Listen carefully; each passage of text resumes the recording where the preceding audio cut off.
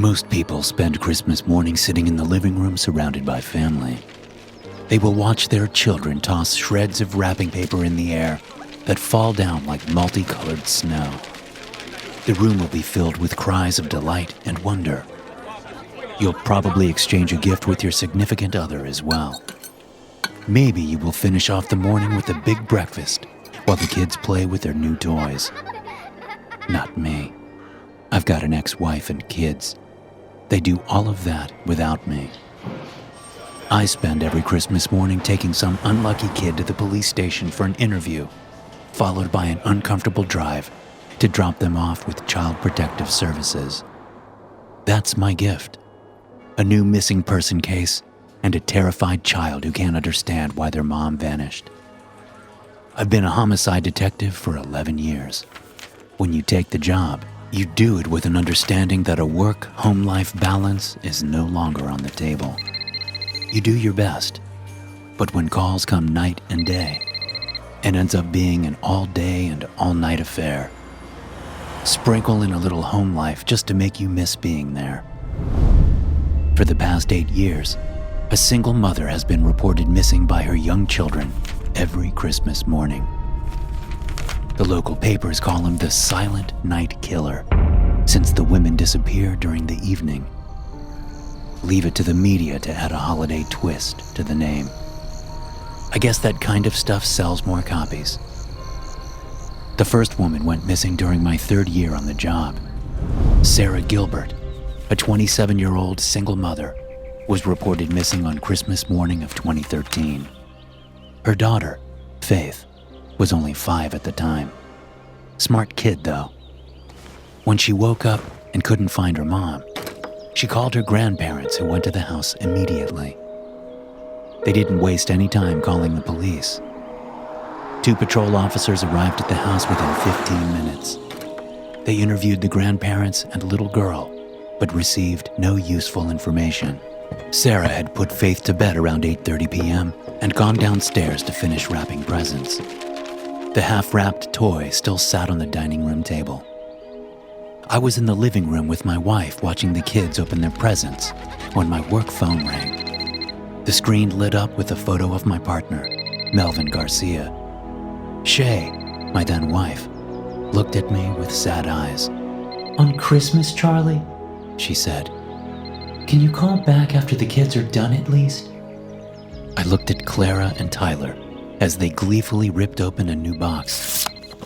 "It's just one Christmas," I replied. "We knew this was part of the gig when I took it." I hit the screen to accept the call and held the phone to my ear. "Merry Christmas, Melvin," I said. "Just calling to tell me the same, right?" A booming laugh echoed from the other line. "Wish I were, my friend. Wish I were. Looks like we've got a missing lady over on the south side of town. I'll shoot you the address." "I'll head that way," I replied. Shay's look of sadness turned to disappointment with a hint of anger. "Why are we checking out a missing person case?" I asked over the phone. "They found blood on the floor. He said in a quiet tone. Not a lot, but enough that they are concerned she may not have left on her own." The investigation of the scene and the interviews hadn't given us many clues, but plenty of cause for concern. There was blood on the floor in front of the dining room table as reported, but no traces anywhere else in the house. Sarah's cell phone and car keys were still on the kitchen counter. No valuables were removed from the house. No prints were recovered, and there were no signs of forced entry. We discovered the back door was unlocked. A print from a size 13 men's boot was found in the muddy yard, but no other physical evidence was recovered. The interviews with Faith and her grandparents proved equally fruitless. The neighbors saw nothing unusual. Her co-workers, friends, and family had no information on anyone that may have wanted to hurt her. Even the ex-husband checked out. He and Sarah had separated 2 years prior and had an excellent co-parenting relationship. While that wasn't enough of an alibi, his distance away from the crime scene was. He lived over 10 hours away. His employer was able to provide us with security footage of him working the evening shift during the period of time Sarah would have gone missing. It wasn't impossible that he wasn't involved, but it was highly unlikely. We were scared the case would go cold quickly and the public would lose interest. But on New Year's Day, we found Sarah. The caretaker of a local cemetery called 911 to report a strange object sitting on the property.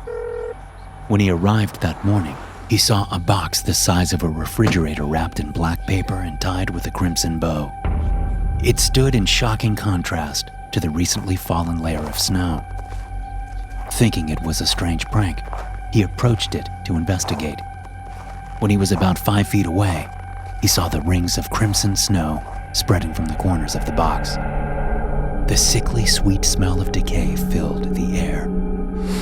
When we arrived and opened the box, we found a collection of smaller wrapped packages. As crime scene technicians opened each one, they revealed dismembered pieces of her body. She had been cut into 14 different pieces and wrapped in cheerful paper. Clear ornaments filled with her blood rolled around the bottom of the largest box. A few of them had shattered, leaking from the corners of the container. Attached to the underside of the lid was a printed sheet of paper. "Sometimes you have to treat yourself during the holidays. Merry Christmas." Despite our best efforts, no meaningful evidence was found on the body or the packing materials. All of the paper was generic, the kind of stuff you would find at 1,000 big box retailers around the country. No hairs, fibers, or prints. Just like that, the case went cold. Our first real lead came after the 6th victim in 2019. Meredith Gillum, a 26-year-old single mother of 2, vanished just as the other victims had. Her children called 911 when they were unable to find their mother on Christmas morning.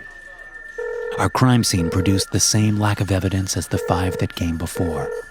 A social worker had already taken the children to the station while we searched the house. After searching the house multiple times and finding nothing of value, I decided to head back to the station and interview the kids. Melvin agreed to stay behind and manage the scene. When I arrived at the station, I saw Margie Carson smoking a cigarette in the frigid weather. She was a veteran social worker and had the unpleasant task of being our liaison during the silent night killings for the past few years. When she saw me, she threw a hand in the air and waved me over. "Merry Christmas, Margie," I said as cheerfully as I could muster. "I hate the cause, but I'm glad you're here." You never call me for lunch, she joked. but I get to spend most of the holidays with you. Must count for something. I've got the kids inside. The 2-year-old is inside with one of my coworkers, but I've been talking with the older girl. She has some information. Margie dropped her cigarette to the ground and snuffed it with her shoe. Actual information? I asked her excitedly. Margie, are you telling me that the kid saw something? What the hell did she say? Detective Renfro, she started. I'm going to let you talk to her. Anna Gillum saw something last night. I don't want to influence what she has to tell you.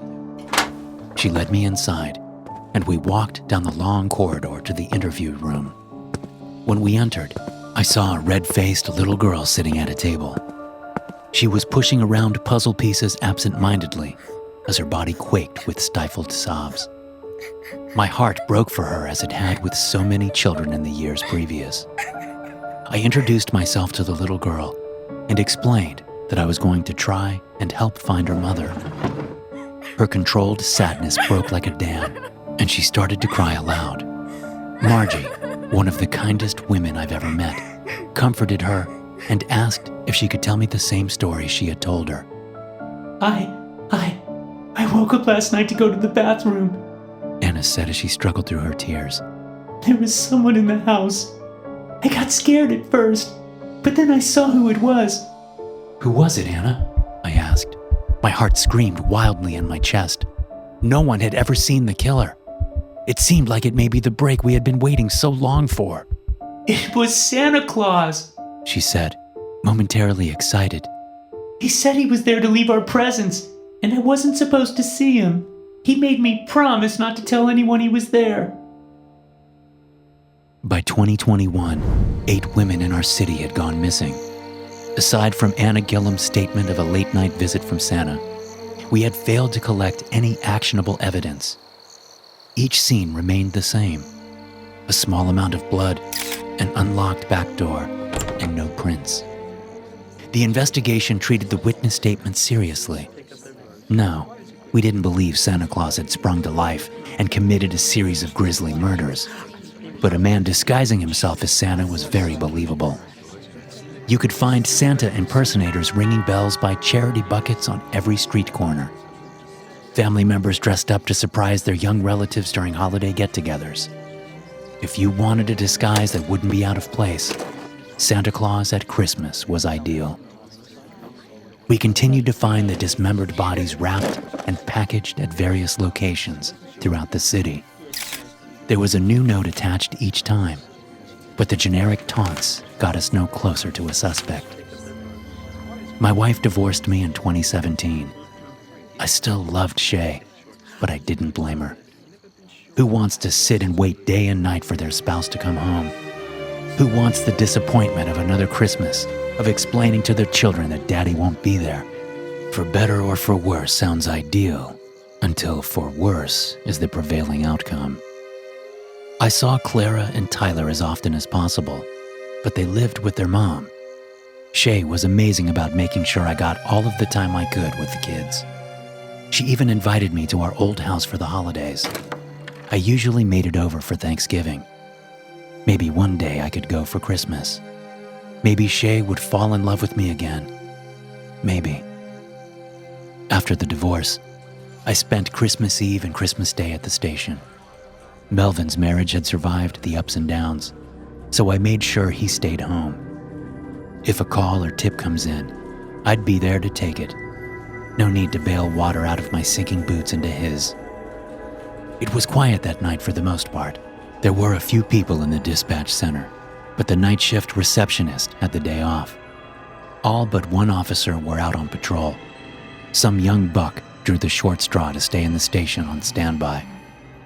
He was snoozing at a desk in the bullpen. I let him rest. My eyes felt heavy, but sleep wouldn't come. It was about 2:30 a.m., and I knew in a matter of hours, a frightened child or their grandparents would call and report a missing woman. Melvin and I would spend Christmas Day as we always do.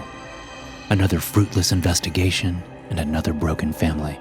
Suddenly, I thought I heard the soft thud of feet on the thin carpet of the hallway. A young woman wearing a headset appeared in my doorway. Her eyes were as wide as headlights. "Sir, we just received a call," the young woman said. "A 6-year-old boy just called and said Santa Claus just dragged his mother out of the house. We've received multiple calls from the neighborhood reporting gunshots and a white cargo van fleeing the scene." Do we have an address? I asked as I jumped from my seat and grabbed my coat from the hook by the door. She handed me a yellow sticky note with an address scribbled on it. I want all available units to that location immediately. I shouted as I ran down the hallway. Have a dispatch call Melvin Garcia and tell him to haul ass there. Maybe we can get this guy.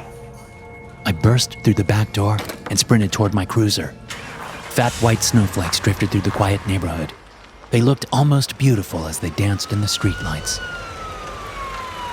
By the time I arrived at the scene, the street was washed in strobing red and blue lights from half a dozen police cars. Neighbors stood on their porches watching the scene as officers crawled over every inch of the house. Through the window, I could see a young boy on the couch. Margie Carson was sitting on the couch beside him. The woman was a saint.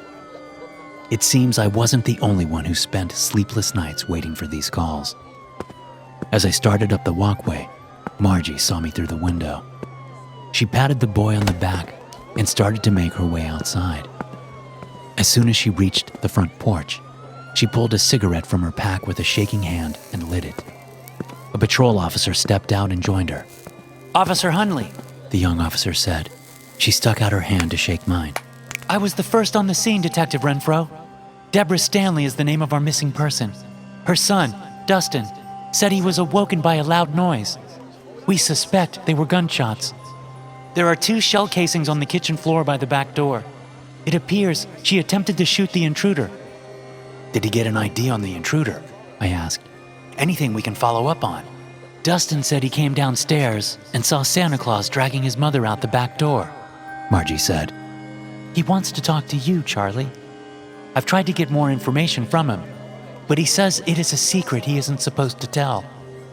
After a little bit of coaxing, he said he would tell a police officer. We better hurry. We stepped into the warmth of the house and into the living room. Dustin sat staring at the floor, distraught and crying. My heart ached for the kid. Visions of 8 other inconsolable children I had let down filled my heart. Hey, Dustin, I said gently. My name is Charlie Renfro, and I'm a detective with the police department. Tonight has been scary, but I want to help. Margie told me you have a secret you couldn't tell her. Can you tell me? It may help your mom. The little boy kicked his feet and sniffled, but didn't look up. I'm gonna be in trouble, He said through a sob. Mama got hurt, and I'm gonna be in trouble. Buddy, you aren't going to be in trouble. Margie said reassuringly. Just tell Charlie what happened so he can help. I talked to Santa, and he asked what I wanted for Christmas. I told him I wanted a bike, and he said I could have it. Dustin whimpered. He told me I needed to leave the back door unlocked after Mama went to bed so he could bring it in. Then he took her. My head was swimming. The kid had talked to the suspect, and he used the boy to enter the house. No wonder there was no forced entry. He gained their trust, and the children let him in. Where did you talk to Santa, buddy? I asked. Did he come to the house and talk to you? No, The little boy said. Mama took me to the mall and said I could get my picture with Santa. He asked me a bunch of questions about me and my mom and why Dad wasn't with us. I told him Dad got mad and left. Santa said that made him sad, and he wanted to bring me a special gift. I told him where we lived, and he said to unlock the door. But he said I had to keep it a secret, or I wouldn't get my bike. Why did he take Mama? When is she coming home? Melvin Garcia showed up minutes after I finished interviewing the boy. I told Melvin everything Dustin had told me. The mall Santa, all of the questions, how he had told Dustin to leave the door unlocked. You gotta be shitting me. Melvin exclaimed. A mall Santa? The son of a bitch prowls for victims using the kids. I'm going to get in contact with someone at the mall and find this guy's name. Go get some rest. You look like hell. I'll call you when I get a lead. Melvin was on his cell phone before he even got in his car. I talked with Margie and told her to continue talking to Dustin and see if he had any more information. That was the most frustrating possible moment of the investigation. A woman had been taken. We had got a nameless suspect, and Melvin would have to play phone tag until he located someone that could get into the office at the mall to pull his employment records. I went back to the station and poured through all of the old interviews for any possible mention of a suspect, but none surfaced. Around 6:30 a.m., Melvin called. His name is Arthur Phelan. He said. He has been the mall Santa for the last 13 years. No priors. Owns a white 1998 Chevy G-Series van that matches the description from the scene. 60-year-old Caucasian male, 6 foot 2 inches, white hair and beard, go figure. We are en route. Texting you the address now. If you arrive before we do, wait for backup. I hung the phone up and ran to the car. My phone pinged with a text message, and I punched the address into my GPS. The wheels of my car spun on the asphalt as I flipped on my lights and peeled out of the parking lot. The address led to a house 25 minutes outside of town in a sparsely populated area. I had expected to see other patrol cars as I moved along, but I was the only car on the road. White blanketed fields lined the highway as I moved further into the country. Radio chatter spilled out into the cab of the car. Multiple cruisers were roughly 10 minutes behind me. My stomach quivered and my temples were throbbing. Arthur Phelan's house was only 10 minutes away, and I was silently praying that I could make it in time. As I reached the end of the driveway, I could see a 2-story farmhouse an eighth of a mile off the road. A ramshackle outbuilding sat beside it. A white Chevy van sat in front of the building's doors. Fresh tracks in the snow trailed up the drive.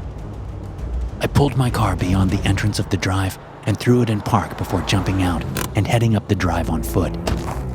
We had all waited for so many years for that moment, and I hadn't wanted the sound of wheels crunching on gravel to give him any warning that we were coming. Moving from tree to tree for coverage, I made my way toward the house. Thin wisps of smoke drifted from a pipe jutting out of the top of the outbuilding. I was maybe 100 feet from the door when I heard a terrifying scream from inside. Knowing I was nearly out of time, I broke into a run and slammed my shoulder against the shed door with all of my might. The old wood splintered and gave way, almost causing me to tumble to the floor. Rank odors of copper and decay filled my nose. What the hell? Said an old man dressed in a red suit trimmed with white fur. He had a leather apron over his neck and held a hunting knife in his right hand. There was a woman, Deborah Stanley, tied to a metal table with ratchet straps. Drop the knife and step away! I shouted, my heart thundering in my chest. Do it now! Wait a minute. The old man said. We can talk this out. Just let me put this down. The old man lifted the knife in the air and gripped it with 2 hands. His face contorted into a sneer as he prepared to plunge the knife into the screaming woman. I fired twice, hitting him in center mass and sending him sprawling into the wall behind him. Deborah Stanley was wailing loudly as I carefully stepped around the table, gun leveled toward Arthur. A thick pool of dark blood was spreading below him as he lay dead in a scattered pile of gift boxes, the very boxes he intended to use for Deborah. A chorus of sirens filled the air, and I turned toward the terrified woman on the table. It was over. Arthur Phelan's reign of terror is over. For nearly a decade, the man who worked as a mall Santa to collect information from innocent children in pursuit of victims. He used them to get into the house and took the most precious things in their lives. We will never know why. We re-interviewed some of the old witnesses. Most of the children vaguely recalled meeting Santa at the mall before their parents were killed. 2 even talked about leaving the back door unlocked, but didn't originally tell us out of fear of getting in trouble. A cruel man had manipulated them, using the visage of a beloved figure into keeping his terrible secret. I still see those dead women in my dreams, my own ghosts of Christmas past, I guess. I tell them I did my best, but they just look on silently. They always will. They deserved better, and I was too late all but once. It'll be Christmas in a few days, and for the first time in almost 10 years, I'll be spending it with my family. Things with Shay have been different. After I killed Arthur Phelan and we recovered Deborah Stanley, she asked me if I wanted to come stay at the house with her and the kids for a while. A while turned into nearly a year. We eat as a family, go to the movies, play at the park. The kids stick to me like glue. I'm happy for the first time in years. Shay holds my hand everywhere we go, so tightly, it feels like she will never let go. I hope she doesn't. Thanks for listening. If you enjoy these stories, be sure to subscribe to the podcast and check out some more of my episodes here.